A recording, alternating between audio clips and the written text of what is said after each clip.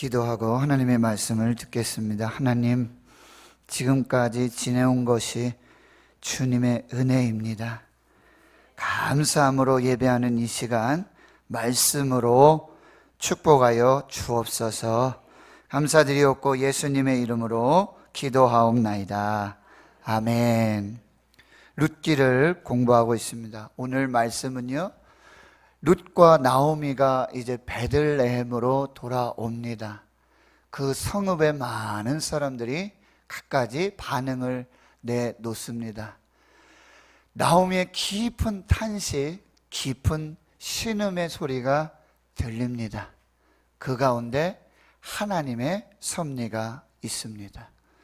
오늘 19절 말씀은 이렇게 말씀을 시작하고 있습니다. 이에 그 두 사람이 베들레헴까지 갔더라.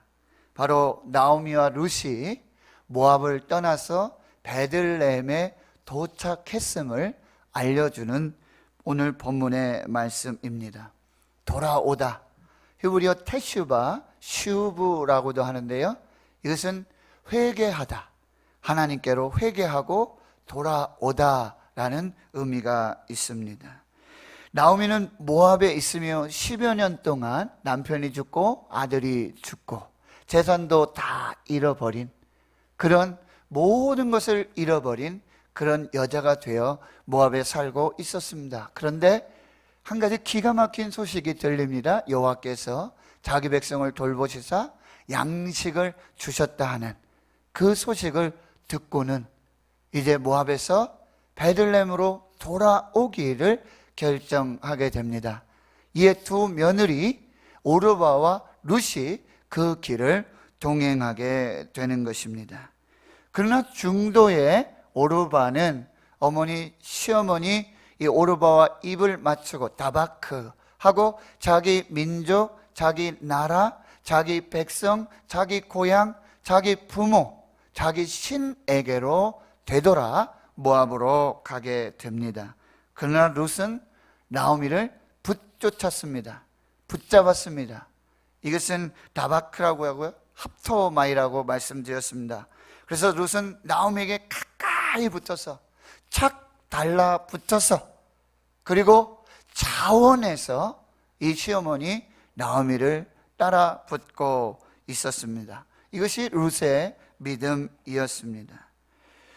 그런데 오늘 19절의 말씀은 모압에서 출발은 세 사람이 했는데 베들레헴에 도착한 사람은 나오미와 룻 두 사람이었다라고 기록해 주고 있습니다. 여기 첫 번째 메시지는 무엇이냐? 시작과 끝을 함께하는 사람이 되라라는 말씀이에요. 끝까지 함께하는 사람이 되라. 중도에 포기하지 말라는 말씀이에요.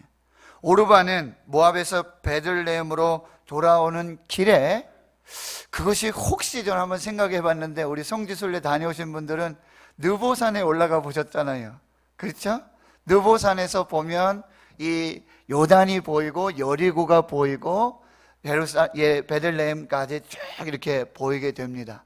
혹시 그쯤 와서 오르바가 돌아갔나?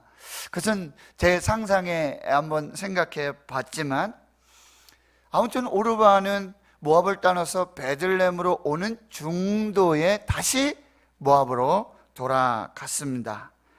오르바를 비난하는 사람이 없습니다. 정죄하고 판단하는 사람도 없습니다. 그러나 이 이후로 오르바를 기억하는 사람도 없습니다. 성경은 더 이상 오르바를 기억하지 않습니다. 그리고 성경의 기자는 오르바를 더 이상 성경에 기록하지 않습니다. 하나님 성도 여러분, 여러분 인내하실 수 있기를 축원합니다. 마음에 갈망이 있으면, 내가 돌아가고자 하는 그 갈망이 있으면 길을 찾습니다. 그러나 마음에 갈망이 없으면 핑계를 찾습니다. 마음의 소망, 믿음의 갈망이 있으면 길을 찾습니다. 그러나 마음의 소망, 마음의 믿음이 없다면 핑계를 찾게 되는 것입니다. 그러면 왜 베들레헴인가? 왜 베들레헴으로 돌아왔는가? 돌아가야 하는가? 이 유다 베들레헴 에브랏은 영혼의 고향이요, 영혼의 집이요, 영혼의 양식이 있는 곳입니다. 사람들은 영혼의 고향, 영혼의 집, 영혼의 양식을 찾아서 움직이기 시작합니다. 하나님의 긍휼이 있고 하나님의 은혜가 있고 하나님의 사랑이 머물고 흐르고 있는 그곳으로 움직이게 되어 있습니다. 사람들은요, 진정한 가치를 찾아서 움직이기 시작합니다. 진정한 관계를 찾아서 움직이기 시작하는 것입니다. 사랑하는 성도 여러분, 인생의 방향을 바꾸기로 여러분 결단하시고 갈망하실 수 있기를 축원합니다. 하나님께로 돌아오시기를 축원합니다.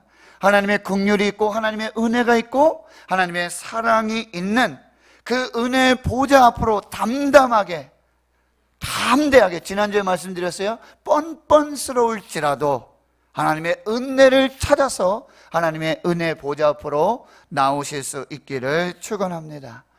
영혼의 기근을 떠나서 더 이상 이 궁지에서 벗어나서 더 좋은 곳으로, 더 아름다운 곳으로, 더 귀한 것이 있는 하나님이 계신 곳으로 돌아올 수 있기를 결단하시기를 축원합니다.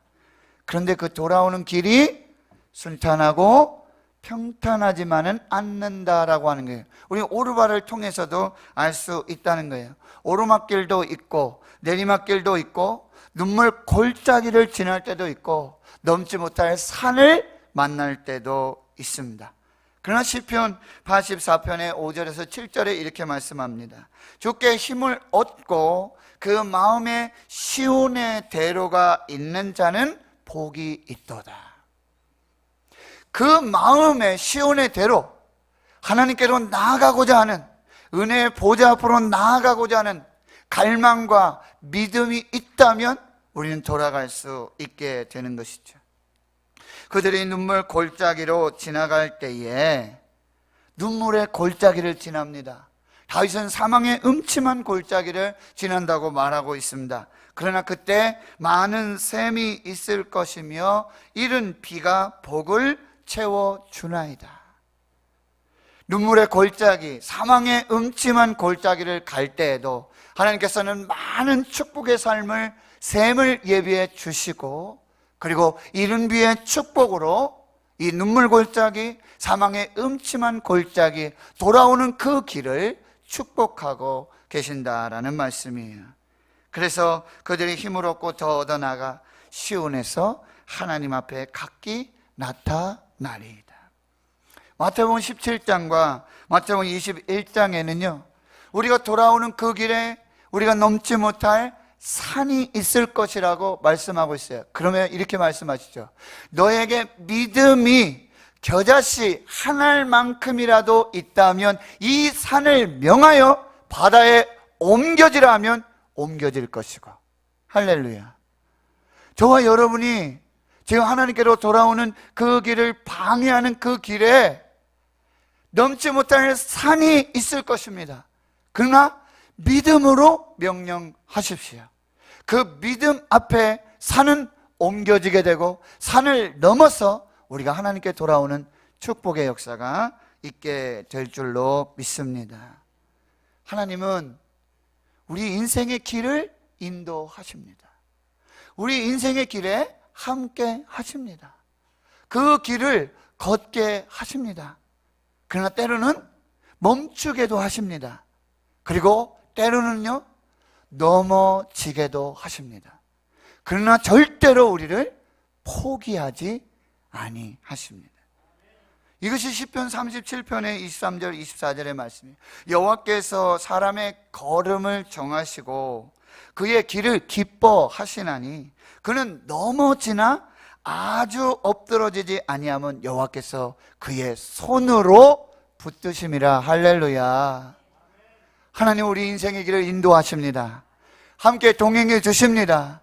그 길을 걷게 해 주십니다. 때로는 멈추게도 하십니다. 때로는 넘어지게도 하십니다. 그러나 절대로 포기하지 아니하십니다.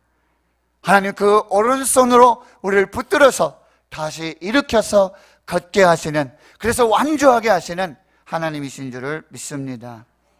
벌써 6월이죠. 1년의 절반이 다 가고 있어요. 여러분 잘 가고 계시지요? 교사의 사명의 길, 찬양대의 사명의 길, 우리에게 맡겨주신 직분의 사명의 길, 봉사의 사명의 길, 예배의 길 잘 가고 계시지요? 아멘 안 하십니까? 잘 가고 계시지요? 그런데요, 우리가 가는 이 길을 방해하는 것들이 많아요. 내려놓고 싶어요. 하나님 그만두고 싶어요. 여기서 그냥 이만큼 하고 싶어요 라고 하는, 우리가 이 길을 가지 못하게 하는, 되돌아 하나님께로 가지 못하게 하는, 은혜의 보좌 앞으로 나아가지 못하게 하는, 눈물에가 골짜기가 있고 사망의 음침한 골짜기가 있고 우리가 정말 넘기 싫은 그런 산이 우리 앞에 다가오고 있다라는 사실입니다. 사랑하는 성도 여러분, 포기하지 마십시오. 중도에 포기하지 마십시오. 인내하시기를 축원합니다. 시온의 대로를 열려주실 줄로 믿습니다. 눈물의 골짜기를 지날 때 하나님께서 샘을 예비해 주시고 이름 위의 축복으로 우리를 위로해 주시고 함께해 주실 줄로 믿습니다. 믿음으로 산을 옮기는 축복이 있기를 축원합니다. 이제 이 인생의 반환점, 이 터닝 포인트를 경험하고 하나님과 함께 끝까지 완주해 나가실 수 있기를 축원합니다. 예수님을 표대로 삼으세요. 그리고 믿음의 주여 또 온전하게 하시는 이인 예수를 바라보며 시선을 고정하고 끝까지 주와 함께 이 사명과 이 축복의 길을 완수하실 수 있기를 주의 이름으로 축원합니다. 히브리서 3장 14절에 우리가 시작할 때에 확신한 것을 끝까지 견고히 잡고 있으면, 우리가 시작할 때에 확신한 것을 끝까지 견고하게 잡고 있으면 그리스도와 함께 참여하는 자가 될 것이라. 우리가 시작할 때 하나님 주신 말씀, 그 믿음, 그것을 견고하게 확실히 붙잡고 있다면 그리스도와 함께 마지막에 그 은혜와 축복에 참여하는 자들이 될 줄로 믿습니다. 이제 나오미와 룻이 베들레헴에 도착하게 됩니다. 온 성읍이 시끌벅적합니다. 여기저기서 난리가 해요. 6.25 때 난리는 난리도 아니에요. 이가 나오미냐? 저가 나오미래. 아이고 왜 이래? 아니 어떻게 된 거야? 나오미 맞아? 나오미야? 진짜야? 앞에서 수근수근, 뒤에서 수근수근. 난리가 아닙니다. 장안에 화제가 되고 있습니다. 성읍 사람들이요, 입만 떼면 여기 대구 사투리로 뭐라 해? 입을 대요. 입을 대고 있어요. 뒤통수가 따가워서 앞에 설 수도 없고 뒤로 갈 수도 없고, 정말 이거를 또 대구 사투리로 뭐라 그럽니까? 속 시끄럽다. 에? 입을 대니 속이 시끄러워서 가만히 있을 수가 없어요. 그러니 여러분 20절에 나오미가 이렇게 말하고 있어요. 21절에 나를 나오미라고 부르지 말아라. 나를 희락, 나를 기쁨, 나를 달콤함, 나를 나오미라고 부르지 말아라. 나를 이제 마라라고 불러라. 나는 써다. 나는 괴로움을 당했다. 나는 고통을 당했다. 나는 너무너무 슬픈 인생이다. 나는 더 이상 나오미가 아니라 나는 이제 마라가 되었다. 왜? 전능자 엘샤다이 하나님께서 나를 이렇게 괴롭게 만들었어. 여호와 하나님께서 내가 이렇게 풍족하게 나갔는데 하나님이 나를 이렇게 텅 비게 하고 돌아오게 했어. 하나님이 나를 괴롭게 했어. 하나님이 나를 망하게 했어. 하나님 때문에 나 망했어. 그렇게 지금 이야기하고 있는 거예요. 더 이상 나옴이라고 부르지 말고 마라라고 부르라고 이야기하고 있습니다. 편하게 말씀드렸지만 이 말이에요. 나 하나님 믿었다가 망했다. 나 예수 믿고 망했다. 하나님이 나 그렇게 만드셨다. 난 더 이상 남은 게 없어. 난 끝이야. 이렇게 지금 이야기하고 있는 거예요. 여러분, 이 말은 나오미의 불신앙입니까? 믿음이 없어서 나오미가 지금 이렇게 말하고 있는 걸까요? 아닙니다. 나오미의 영혼의 탄식 소리, 영혼의 신음소리입니다. 여러분 아마 이해가 되시고 공감이 되실 거예요. 하나님이 그렇게 하신 것 맞습니다. 그러나 자기 현실에 대한 나오미의 해석이 잘못되었습니다. 하나님이 그렇게 하신 것, 전능하신 하나님, 여호와 하나님이 그렇게 하신 것 맞습니다. 그러나 망하게 하려고, 완전히 끝장내려고, 심판하시려고 그렇게 망하게 하신 것이 아니라는 사실. 나오미는 지금 잘못 생각하고 있어요. 현실은 정확하게 지금 바라보고 있지만 하나님의 행위와 그 처사에 대한 이 결과를 잘못 해석하고 있다라고 하는 거예요. 하나님은 지금 나오미가 해석하고 있는 것처럼 나오미를 망하게 하고 나오미를 죽이게 하고 나오미를 고통스럽게 괴롭게 하기 위해서 그 일을 하신 것이 아니라는 사실이에요. 여러분, 결과론으로부터 먼저 우리가 살펴볼게요. 하나님은 오히려 그 반대의 결과를 의도하셔서 지금 나오미를 괴롭게 만들고 나오미를 텅 비게 만들고 나오미를 망하게 만드는 그 역사를 하셨다라는 사실이에요. 여러분, 이 룻기의 처음과 끝을 보세요. 처음은 흉년으로 시작하죠. 모압으로 이주해요. 남편이 죽습니다. 아들들이 죽습니다. 모든 것을 잃어버립니다. 그러나 하나님은 이것을 회복시켜서 룻기 4장에 보면 어떻게 말하고 있습니까? 이 모든 것이 다 회복이 되는 거예요. 모든 것이 기쁨으로 다시 생명으로 나타나게 되는 거예요. 성경 신학자들은 이 룻을요 여자 욥이라고 말합니다. 욥이 모든 것을 잃어버렸어요. 하나님이 어디 있냐고. 근데 그 마지막에 이 욥의 고백이 무엇입니까? 내가 귀로만 듣던 하나님을 이제 눈으로 배웠습니다. 그 자녀들을 모두 다 회복시켜 주시고 갑절의 재산들을 주시고 그 모든 은혜들을 회복시켜서 하나님이 하나님 되심을 드러내 주신 이야기가 바로 욥기의 이야기인데, 이 룻의 이야기는 여자 욥이라고 말씀하고 있다라고 하는 거예요. 여러분, 우린 결론은 잘 알고 있지 않아요? 그러면서 여러분 22절에 기가 막힌 하나님의 말씀이 있습니다. 우리 한번 같이 읽어보도록 하겠습니다. 시작. 나오미가 모압 지방에서 그의 며느리 모압 여인 룻과 함께 돌아왔는데 그들이 보리 추수 시작할 때에 베들레헴에 이르렀더라. 지금 나오미는 하나님에 대한 원망, 불평을 쏟아내고 있어요. 탄식하고 신음하고 있습니다. 그런데 이 나오미의 이 말 뒤에 22절의 한 절이 기가 막히게 말씀으로 덧붙여져 있는데 여기에 하나님의 의도가 있다는 말씀이에요. 이 말씀 무슨 얘기냐면, 너는 지금 베들레헴에 돌아왔다. 내가 그렇게 돌아오기로 소원했던 영혼의 고향, 영혼의 집, 영혼의 양식을 위해서 지금 베들레헴에 돌아왔다. 여기는 지금 하나님의 은혜가 있고 하나님의 긍휼이 있는 곳이다. 너희들이 드디어 베들레헴에 도착한 것이다. 그런데 너는 지금 혼자 있는 인생이 아니다. 너는 지금 다 잃어버리고 텅 비어서 그렇게 돌아왔다고 하지만 너의 곁에는 룻이 있다. 이 룻이 얼마나 너에게 복덩어리가 되는지 너는 알고 있느냐? 여러분, 나오미를 여자 욥이라 그랬죠. 룻은 성경 신학자들은 뭐라 해요? 여자 아브라함이라고 얘기하고 있습니다. 아브라함이 본토 친척 아버지의 집을 떠나 내게 지시할 땅으로 가라. 그 약속의 말씀을 붙들고 모든 것을 버려두고 하나님 약속의 땅으로 갔어요. 지금 룻이 그렇게 하고 있는 거예요.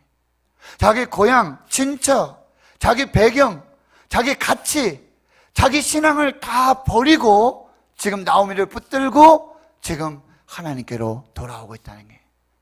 이 룻이 나오미의 복덩어리가 되고 있다라고 하는 거예요. 너는 지금 다 없어지고 다 사라지고 다 망했다라고 얘기하지만 너의 곁에는 모압 여인 룻이 있지 않느냐. 이 며느리가 너에게 얼마나 복된 복덩어리 인생이 돼 있는지 너는 아직 모르고 있다는 게. 그리고 네가 돌아와 보니까 지금 볼이 추수할 때가 되지 않았니? 너는 적어도 이제 굶지 않고 이제 양식을 얻을 수 있는 은혜가 시작되고 있다는 거야. 너는 지금 앞만 보고 있지만 더 멀리 봐라. 더 큰 그림을 봐라. 내가 너를 위해서 은혜를 베풀고, 내가 너를 위해서 축복하고, 내가 너를 향한 모든 계획을 가지고 있는데 너 그런 말 하지 말아라. 멀리 봐라. 기다려라. 인내해라. 이제 내가 일할 것이다. 이것이 22절의 말씀이에요. 나오미의 인생에서 룻은 그냥 모압에서 온 과부 며느리 그 한 사람이 아니라는 사실이에요.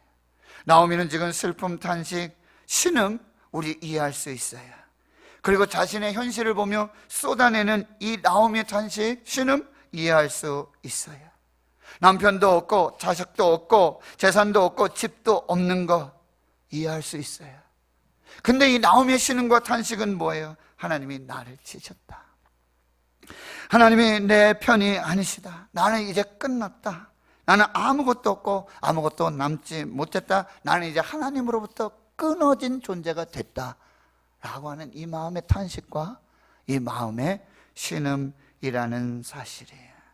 그런데 여러분 22절의 이 말씀이 나오미도 알지 못하는 그 사이, 나오미도 깨닫지 못하는 그 사이에 하나님이 이미 하나님의 놀라우신 계획과 하나님의 놀라우신 사랑과 하나님의 놀라우신 은혜를 가지고 이 나오미와 룻의 인생에 개입하시기 시작했고, 이제 하나님의 손길로, 하나님의 섭리로, 하나님의 경륜으로 이 인생을 인도해 나가실 것이라는 놀라운 실마리가 되고 암시가 되고 복선이 되는 이 말씀이 되고 있다라는 사실이에요. 여러분, 이 장에서부터 어떤 일들이 벌어집니까? 룻이 어머니 어떻게 앉아서 굶어 죽을 수는 없지 않습니까? 나가서 좀 식량을 구해오겠습니다. 그래, 가라. 그런데요, 나가서 일한 밭이 뭐라 그래요? 우연히 어느 밭에 갔는데 그 밭이 엘리멜렉의 이 친족 중에 유력한 보아스의 밭이었어요.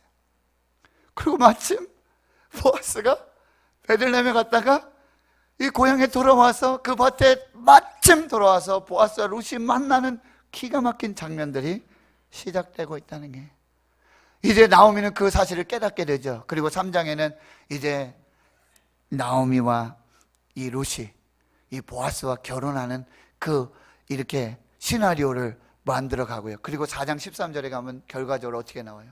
드디어 보아스와 룻이 결혼을 합니다. 동침하게 되고 여호와께서 그에게 아이를 주셨다. 이 이야기로 이 룻이 마무리가 되고요. 그 아들이 오벳이 되고 이새가 되고 다윗이 되는 그 축복의 계보를 잇게 된다라는 사실이에요. 여러분, 룻은 모압에서 10년을 지냈어요. 결혼하면서 정상적인 부부 생활을 했어요. 그러나 아이가 없었어요. 근데 어떻게 보아스와 하룻밤을 잤는데 그 밤에 임신을 했어요? 성경은 분명하게 말씀하고 있어요. 여호와께서 그렇게 하셔서 아들을 낳았다. 사랑하는 성도 여러분, 지금 나오미는 탄식하고 신음하며 하나님 앞에 서 있지만 하나님께서는 더 큰 그림을 가시고 크신 계획을 가지시고 그 인생을 주목하고 계시고 그 인생을 어떻게 회복하자, 모든 것을 비우셨다가 하나하나 채워주셔서 풍성하게 하시고 넘치도록 하게 하시고 모든 어두움 속에서 빛을 주시고 모든 죽음 속에서 생명을 주시고 모든 약함 속에서 강함을 주시는 이 하나님의 역사가 지금 시작되고 있다라고 하는 사실이에요.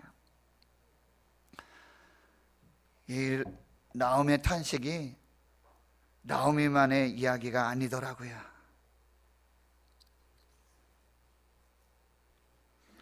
이 나오미의 신음이 나오미만의 이야기가 아니라고요. 이 탄식이, 이 신음이 저의 탄식이었고 저의 신음이었어요. 46에 혈액암이 왔어요. 집도 없고 절도 없고. 절은 없어도 되겠죠? 아무것도 없는데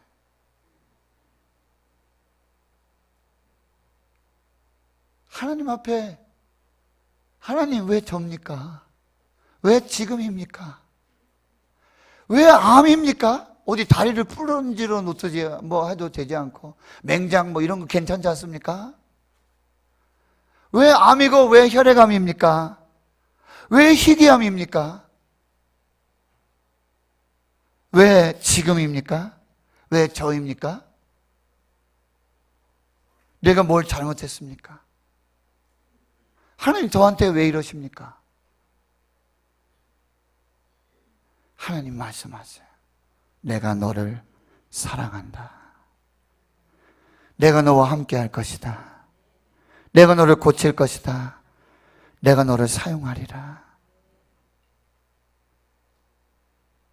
하나님은 저를 향한 크고 놀라운 비밀한 계획들을 가지고 계셨어요. 이것이 오늘 하나님의 섭리라고 한다는 거예요. 하나님의 섭리는 무엇입니까? 하나님께서 깊은 사랑과 완전한 계획을 가지시고 내 인생에 개입해 들어오신 사건을 말하고 있어요. 더 크게 얘기하면 하나님은 완전하신 사랑, 완전하신 계획을 가지고 우리 역사에 개입하셔서 일하시는 하나님이신 줄 믿습니다. 하나님이 우리 광야의 길을 걷게 하시는 이유가 있어요. 신명기 8장 2절과 3절. 내 하나님 여호와께서 이 40년 동안에 내게 광야 길을 걷게 하신 것을 기억하라. 이는 너를 낮추시며 너를 시험하사 내 마음이 어떠한지 그 명령을 지키는지 지키지 않는지 알려 하심이라. 너를 낮추시며 너를 줄이게 하시며 또 너도 알지 못하며 내 조상들도 알지 못하던 만나를 먹이신 것은 사람이 떡으로만 사는 것이 아니라 오직 하나님의 입으로부터 나오는 모든 말씀으로 살 줄을 내가 알게 하려 함이라. 이는 다 너를 낮추시고 너를 시험하사 마침내 내게 복을 주려 하심이었느니라. 여호와께서 말씀하시니라. 너를 향한 나의 생각은 내가 하나니 평안이요 재앙이 아니니.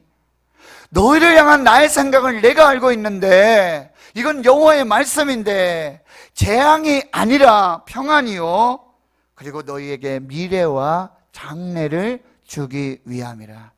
로마서 8장에 이렇게 말씀하시죠. 생각하건대 현재 고난은 장차 우리에게 나타날 영광과 비교할 수 없도다. 하나님을 사랑하는 자 곧 그의 뜻대로 부르심을 입은 자들에게 모든 것이 합력하여 선을 이루느니라. 이것이 하나님의 섭리입니다. 이제 하나님의 섭리를 믿는 사람으로 사실 수 있기를 축원합니다.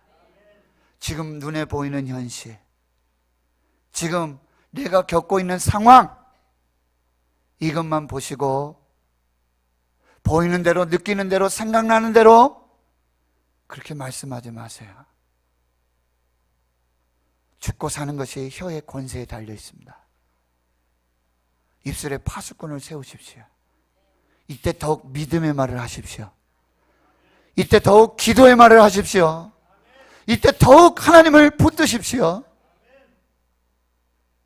하나님의 반전과 하나님의 놀라운 구원의 역사가 시작될 줄 믿습니다. 하나님 성도 여러분, 이제 우리 앞에 있는 현실, 이 고난 인내하십시오. 소망을 품으십시오. 기도하며 나가십시오. 참지 마세요. 참는 건 현실적이에요. 그러나 인내하세요. 인내는 뭐예요? 미래지향적이에요. 참는 거는 현재를 그냥 견디는 것 이거 하지 마시고 인내하세요. 미래를 바라보고 소망으로 기도하며 하나님께 나가실 수 있기를 축원합니다. 이제 여러분의 고난의 현실에 대한 전혀 새로운 영적인 시각을 뜨실 수 있기를 축원합니다. 사도 바울이 이렇게 얘기하죠. 하나님이 내게 너무 자만하지 못하도록 육체의 가시, 사단의 가시를 주셨다. 그런데 내가 이게 떠나가기를 3번이나 간구했는데 하나님이 결론적으로 이렇게 말씀하세요. 내 은혜가 너에게 족하다. 내 은혜가 너에게 족하다. 내가 약할 때 곧 강함이라. 사도 바울은 이제 그 심령이 변화됐어요. 영안을 뜨고는 그 모든 괴로움과 그 약함을 자랑하고 내가 약할 때 강함으로 역사하시는 하나님을 신뢰하기 시작했습니다. 여러분의 인생이 그렇게 될 수 있기를 축원합니다. 함부로 말하지 마세요. 다 끝난 게 아니에요. 하나님은 지금 여기서 시작하고 계세요. 여러분을 살리실 것입니다. 여러분을 축복하실 것입니다. 여러분을 세우실 것입니다. 여러분을 사용하실 것입니다. 인내하십시오. 그리고 이것도 내게 주신 하나님의 은혜라. 약할 때 강함 주시는 그 하나님 붙들고 믿음으로 사시고 반드시 여러분의 인생에 반전을 주시고 역전을 주시고 축복으로 욥이 나중에 욥이 되고 아브라함이 믿음으로 그 길을 걸었을 때 여호와 이레의 축복을 주셨던 그 하나님, 저와 여러분의 하나님이 되시는 줄 믿습니다. 여러분은 그렇게 축복된 자로 살만한 가치가 있어 하나님께서 그 아들 예수 그리스도를 십자가에 죽게 하셔서 저와 여러분을 구원하여 주셨음을 믿으십시오. 은혜로 받으십시오. 잘 될 줄 믿습니다. 살아나게 될 줄 믿습니다. 기도하겠습니다. 하나님,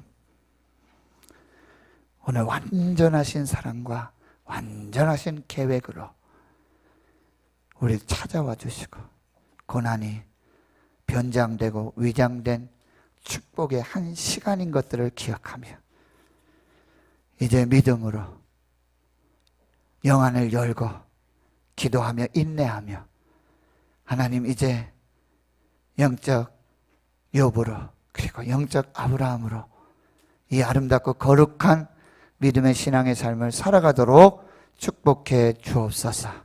감사드리옵고 예수님의 이름으로 기도하옵나이다. 아멘.